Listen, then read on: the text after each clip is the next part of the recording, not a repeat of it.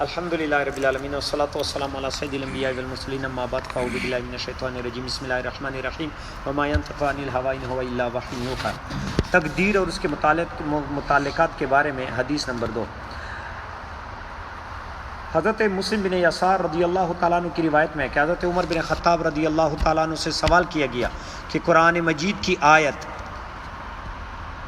ترجمہ ہے اور جس وقت نکالی تمہارے رب نے آدم کے بیٹوں کے پیٹ سے ان کی اولاد، تو اس کا مطلب کیا ہے؟ یعنی تمہارے مطلب یہ کہ جو ہے آدم کی جو ہے بیٹوں کے پیٹ سے ان کی اولاد یعنی نسل، یہ ہماری جو ہے پشت میں اولاد ہے، سمجھ میں بات؟ تو یہ پوتے پڑ پوتے یہ نکل رہے ہیں، تو کہتے کہ اس کا مطلب کیا ہے؟ تو انہوں نے جواب دیا کہ اس قسم کا سوال نبی کریم صلی اللہ علیہ وسلم سے بھی کیا گیا تھا، تو آقا صلی اللہ تعالیٰ علیہ وآلہ وسلم نے فرمایا تھا اللہ عز و جل نے آدم علیہ السلام کو پیدا کیا اور آدم علیہ السلام کی پیٹھ پر ہاتھ پھیرا، تو آدم علیہ السلام کی پیٹھ سے آدم علیہ السلام کی اولاد کو نکال لیا اور فرمایا میں نے اس مخلوق کو جنت کے لیے پیدا کیا اور یہ لوگ جنت کے عمل کریں گے۔ پھر آدم علیہ السلام کی پیٹھ پر ہاتھ پھیرا اور اس کی ہونے والی اولاد کو نکال لیا اور فرمایا اس کو میں نے دوزخ کے لیے پیدا کیا ہے اور یہ دوزخیوں کے عمل کریں گے۔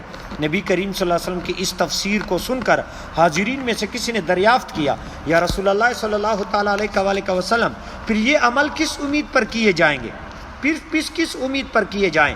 تو نبی کریم صلی اللہ تعالیٰ علیہ وسلم نے جواب دیا کہ جب اللہ عز و جل کسی بندے کو جنت کے لیے پیدا کرتا ہے تو اس کو نیک اعمال میں لگا دیتا ہے یہاں تک کہ وہ جنتیوں کے عمل کرتا رہتا ہے اور انہیں اعمال پر اس کو موت آتی ہے، اللہ عز و جل اسے جنت میں داخل کر دیتا ہے۔ اور جب کوئی بندہ دوزخ کے لیے پیدا کیا جاتا ہے تو اللہ عز و جل کی توفیق اس کے ساتھ نہیں دیتی، وہ دوزخیوں کے عمل کرتا رہتا ہے یہاں تک کہ اس کو موت آ جاتی ہے اور اللہ عز و جل اس کو دوزخ کی آگ میں داخل کر دیتا ہے۔ اس حدیث پاک کا مطلب یہ ہے کہ انجام تو وہی ہوتا ہے جو تقدیر الہی میں لکھا ہوتا ہے، لیکن اس کا تو ہمیں علم نہیں، اس لیے عمل کو تقدیر کے بھروسے پر ترک نہیں کرنا چاہیے۔ عمل تو اصل معیار اور کسوٹی ہے، اس لیے ہم کو عمل کرتے رہنا چاہیے، جو حکم ہوا ہے اس کی تعمیل کرنی ضروری ہے، باقی فیصلے اسی کے ہیں، وہ پروردگار۔ سمجھ آ گئی؟ یہ حدیث پاک واضح ہے، جو بندہ نیک اعمال کرتا ہے وہ بھی اللہ تعالیٰ کی توفیق ہے، اور جو برائی میں پھنس گیا تو اللہ تعالیٰ اس کو توفیق نہیں دیتا۔ سمجھ میں بات آ گئی؟ لیکن انسان کو کوشش کرنی چاہیے، اور جب وہ توفیق نہیں ملتا تو پھر بندے کو چاہیے کہ وہ توبہ کرے، توبے کا تو اختیار ہے کہ وہ توبہ کرے، اللہ تعالیٰ پھر توفیق دے۔ اور جب بندہ کہے گا یار میں گناہ کر رہا ہوں، تقدیر میں لکھا ہے، تقدیر پہ نہ ڈال دے، تقدیر پہ نہ ڈال دے، اللہ تعالیٰ نے سوچ دیا ہے، اس پہ سوچ ہے۔ سمجھ میں بات آئی؟ ہاں، پھر توبہ کرے، اللہ تعالیٰ توبہ قبول فرمائے گا۔ کوئی سوال کر سکتے ہیں؟ آج ایک واقعہ پڑا تھا، اس میں نبی صلی اللہ علیہ وسلم کے دور میں ایک شخص تھا، وہ کفن چوری کرتا تھا، تو وہ بہت رو رہا تھا، تو عمر فاروق رضی اللہ عنہ وہاں سے گزرے تو انہوں نے اس سے پوچھا کیا ہوا؟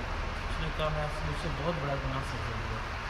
پوچھا، وہ روتا ہی گیا، اسے لے کے تو نبی صلی اللہ علیہ وسلم کی بارگاہ میں آ گئے، نبی صلی اللہ علیہ وسلم کے سامنے پیش کیا، آپ نے پوچھا پھر وہاں وہی کہ مجھے بہت بڑا گناہ ہوا، تو پوچھا کیا ہوا کیا ہے؟ پھر اس نے کہا جی میں کفن چور ہوں، میں کفن چوری کر کے تو بیچتا تھا، آج میں نے ایک انصار کی کوئی لڑکی تھی فوت ہوئی، اس کا کفن چوری کیا، جب میں نے اس کا کفن اتارا تو میرے شیطان مجھ پہ حاوی ہو گیا اور مجھ سے گناہ سرزد ہو گیا، تو جب مجھ سے گناہ سرزد ہو گیا تو اس کے بعد مجھے نا اس میت سے آواز آئی کہ تم نے مجھے نا روز محشر میں اس حالت میں کر دیا ناپاک حال، میں پاک ہونے حالت میں آئی تھی اور تو نے مجھے ناپاک ہونے کے حالت میں جائے۔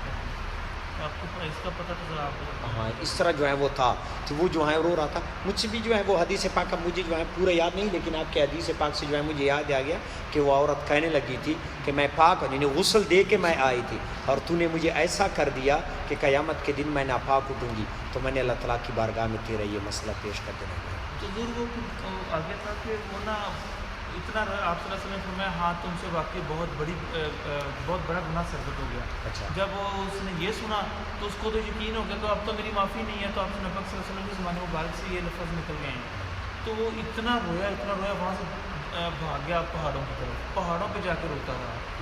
تو جب وہاں پہ اتنا رویا نا تو حضرت جبرائیل علیہ السلام کی طرف سے نا نبی صلی اللہ علیہ وسلم کو وحی ہوئی، تو انہوں نے فرمایا کہ اللہ تعالیٰ فرماتے ہیں کہ یہ آسمان اور زمین کس نے پیدا کیے؟ تو انہوں نے فرمایا بے شک اللہ تعالیٰ نے پیدا کیے. پھر وہ کافی لمبی تھی یہ چیزیں، بہت لمبی جو ہیں. تو یہ دو واقعات کے ساتھ یہ حدیث پاک ہے، میں بھی سناؤں گا. اچھا ہاں، تو پھر وہ آگے جبرائیل سے فرماتے ہیں کہ یہ اللہ تعالیٰ نے ایسا کیا. آخر میں یہ فرمایا تو انسان کو گناہ کو اوپر بخشش یا توبہ کا اختیار کس کو ہے؟ نبی پاک صلی اللہ علیہ وسلم نے فرمایا تو بے شک اللہ تعالیٰ کو اس کا اختیار ہے. تو فرمایا پھر آپ کو بھجوایا گیا ہے کہ آپ لوگوں کو میری طرف لے کے کریں، نہ کہ ان کو نا امید کریں. تو اس کو وہ اتنا رو رہا ہے کہ مجھ سے برداشت نہیں ہوا، تو اس کی میں نے بخشش کی، تو اس کو خوشخبری سنائی. وہ صحابی تو تھے، اس کو جو ہے کہتے کہ مجھے رسول اللہ صلی اللہ علیہ وسلم کی بارگاہ میں سالت میں لے جائے، میرے گلے میں پھٹکا ڈال دے. اس طرح جو ہے یہ روایت میں نے پڑھی ہے. یہ روایت پھر آیا تو اس کی توبہ قبول ہوئی تھی. بات توبہ پر ہے کہ بندہ سچے دل سے توبہ کرے تو اللہ تعالیٰ بندے کی توبہ قبول فرماتا ہے. بات سچے دل سے توبہ کی، حالانکہ بہت بڑا گناہ ہے. اور یہ ایک انصار صحابی کا بھی اس طرح تھا، اس نے اس کی بیوی کو جو ہے بری نگاہ سے دیکھا تھا، وہ دوست ہے. پھر اس طرح قرآن مجید میں آیات آئے ہیں، اس پہ پھر آیات ہے اللہ تعالیٰ نے جو ہے اس بندے کی جو ہے بخشش کی، مغفرت. اور رسول اللہ صلی اللہ علیہ وسلم کو اللہ تعالیٰ نے فرمایا تھا کہ بندے تو نے پیدا کیے یا میں نے پیدا، میں بخشتا ہوں یا تو بخشتا ہے. پھر جب میں بخشتا ہوں پھر پیارے محبوب آپ کو تو بھیجا اس لیے کہ ان کو میری بارگاہ میں لایا کرے. گناہ گاروں کو لانا ہے اور میں نے بخش دینا. ماشاء اللہ تاریخ اس کے ساتھ الحمد للہ رب العالمین والصلاۃ والسلام علی سید الانبیاء والمرسلین، اما بعد فاعوذ باللہ من الشیطان الرجیم، بسم اللہ الرحمن الرحیم. وما ينطق عن الهوى ان هو الا وحی یوحی. تقدیر اور اس کے متعلقات کے بارے میں حدیث نمبر 2. حضرت مسلم بن یسار رضی اللہ تعالیٰ عنہ کی روایت میں کہ حضرت عمر بن خطاب رضی اللہ تعالیٰ عنہ سے سوال کیا گیا کہ قرآن مجید کی آیت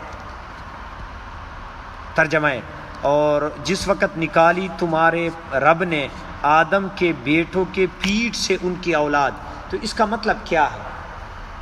یعنی تمہارے مطلب یہ کہ جو ہے آدم کی جو ہے بیٹوں کے پیٹ سے ان کی اولاد، یعنی نسل، یہ ہماری جو ہے پشت میں اولاد ہے. سمجھ میں بات؟ تو یہ پوتے پڑ پوتے یہ نکل رہے ہیں. تو کہتے کہ اس کا مطلب کیا ہے؟ تو انہوں نے جواب دیا کہ اس قسم کا سوال نبی کریم صلی اللہ علیہ وسلم سے بھی کیا گیا تھا. تو آقا صلی اللہ تعالیٰ علیہ وآلہ وسلم نے فرمایا تھا اللہ عز و جل نے آدم علیہ السلام کو پیدا کیا اور آدم علیہ السلام کی پیٹھ پر ہاتھ پھیرا، تو آدم علیہ السلام کی پیٹھ سے آدم علیہ السلام کی اولاد کو نکال لیا اور فرمایا میں نے اس مخلوق کو جنت کے لیے پیدا کیا اور یہ لوگ جنت کے عمل کریں گے. پھر آدم علیہ السلام کی پیٹھ پر ہاتھ پھیرا اور اس کی ہونے والی اولاد کو نکال لیا اور فرمایا اس کو میں نے دوزخ کے لیے پیدا کیا ہے اور یہ دوزخیوں کے عمل کریں گے. نبی کریم صلی اللہ علیہ وسلم کی اس تفسیر کو سن کر حاضرین میں سے کسی نے دریافت کیا یا رسول اللہ صلی اللہ تعالیٰ علیہ وسلم پھر یہ عمل کس امید پر کیے جائیں گے، پھر کس امید پر کیے جائیں؟ تو نبی کریم صلی اللہ تعالیٰ علیہ وسلم نے جواب دیا کہ جب اللہ عز و جل کسی بندے کو جنت کے لیے پیدا کرتا ہے تو اس کو نیک اعمال میں لگا دیتا ہے یہاں تک کہ وہ جنتیوں کے عمل کرتا رہتا ہے اور انہیں اعمال پر اس کو موت آتی ہے. اللہ عز و جل اسے جنت میں داخل کر دیتا ہے. اور جب کوئی بندہ دوزخ کے لیے پیدا کیا جاتا ہے تو اللہ عز و جل کی توفیق اس کے ساتھ نہیں دیتی، وہ دوزخیوں کے عمل کرتا رہتا ہے یہاں تک کہ اس کو موت آ جاتی ہے اور اللہ عز و جل اس کو دوزخ کی آگ میں داخل کر دیتا ہے. اس حدیث پاک کا مطلب یہ ہے کہ انجام تو وہی ہوتا ہے جو تقدیر الہی میں لکھا ہوتا ہے، لیکن اس کا تو ہمیں علم نہیں، اس لیے عمل کو تقدیر کے بھروسے پر ترک نہیں کرنا چاہیے. عمل تو اصل معیار اور کسوٹی ہے، اس لیے ہم کو عمل کرتے رہنا چاہیے. جو حکم ہوا ہے اس کی تعمیل کرنی ضروری ہے، باقی فیصلے اسی کے ہیں، وہ پروردگار. سمجھ آ گئی؟ یہ حدیث پاک واضح ہے. جو بندہ نیک اعمال کرتا ہے وہ بھی اللہ تعالیٰ کی توفیق ہے، اور جو برائی میں پھنس گیا تو اللہ تعالیٰ اس کو توفیق نہیں دیتا. سمجھ میں بات آ گئی؟ لیکن انسان کو کوشش کرنی چاہیے، اور جب وہ توفیق نہیں ملتا تو پھر بندے کو چاہیے کہ وہ توبہ کرے. توبے کا تو اختیار ہے کہ وہ توبہ کرے، اللہ تعالیٰ پھر توفیق دے. اور جب بندہ کہے گا یار میں گناہ کر رہا ہوں، تقدیر میں لکھا ہے، تقدیر پہ نہ ڈال دے، تقدیر پہ نہ ڈال دے. اللہ تعالیٰ نے سوچ دیا ہے، اس پہ سوچ ہے. سمجھ میں بات آئی؟ ہاں پھر توبہ کرے، اللہ تعالیٰ توبہ قبول فرمائے گا. کوئی سوال کر سکتے ہیں؟ آج ایک واقعہ پڑا تھا، اس میں نبی صلی اللہ علیہ وسلم کے دور میں ایک شخص تھا، وہ کفن چوری کرتا تھا. تو وہ بہت رو رہا تھا. تو عمر فاروق رضی اللہ عنہ وہاں سے گزرے تو انہوں نے اس سے پوچھا کیا ہوا؟ اس نے کہا میں مجھ سے بہت بڑا گناہ سے ہوا. پوچھا، وہ روتا ہی گیا اسے لے کے تو نبی صلی اللہ علیہ وسلم کی بارگاہ میں آ گئے. نبی صلی اللہ علیہ وسلم کے سامنے پیش کیا. آپ صلی اللہ علیہ وسلم نے پوچھا پھر وہاں وہی کہ مجھے بہت بڑا روئی گناہ جا رہا ہوا. تو پوچھا کیا ہوا کیا ہے؟ پھر اس نے کہا جی میں کفن چور ہوں، میں کفن چوری کر کے تو بیچتا تھا. آج میں نے ایک انصار کی کوئی اور لڑکی تھی فوت ہوئی، اس کا کفن چوری کیا. جب میں نے اس کا کفن اتارا تو میرے شیطان مجھ پہ حاوی ہو گیا اور مجھ سے گناہ سرزد ہو گیا. تو جب مجھ سے گناہ سرزد ہو گیا تو اس کے بعد مجھے نا اس میت سے آواز آئی کہ تم نے مجھے نا روز محشر میں اس حالت میں کر دیا ناپاک حال. میں پاک ہونے حالت میں آئی تھی اور تو نے مجھے ناپاک ہونے کے حالت میں جائے.